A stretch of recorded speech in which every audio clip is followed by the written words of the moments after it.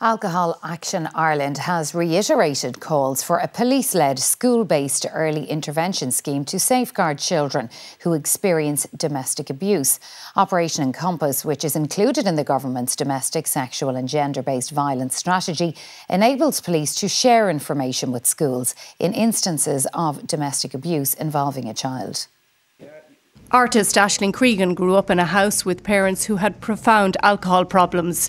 Her mother became violent when she consumed alcohol, which impacted Aisling's life greatly as a child. We had a huge big marble ashtray at home, and my mother threw it at my father's head when I was about 8, 9, and there was a spray of blood all over the wall. So the next morning, before I went to school, my mother forced me to wash the blood off the walls, which I did. I was late, and my teacher just looked up at me as if to say, "Oh, here you are again, late." And to be honest with you, I didn't even acknowledge my teacher.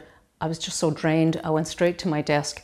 Aisling has processed her trauma by writing a book about her experience and through her art, but she believes formal processes like Operation Encompass should have been in place to help her as a child. If I had Operation Encompass, I could have gone into school the next morning, which I say was my sanctuary, even though I hated it.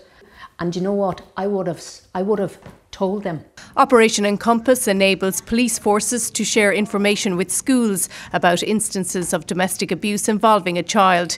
It allows schools to offer immediate support to the child the following day and has proved highly successful in the UK and Northern Ireland.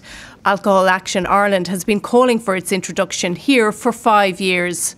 We've had meetings between the Department of Children, Department of Education, Department of Justice, and again, everybody in favour, but it's time for people to stop saying we're in favour and time to actually get the legislation enacted. The new Minister for Justice hasn't fully committed to its implementation, saying work is ongoing to scope out and develop an operational framework. Alva Keneally, RTE News.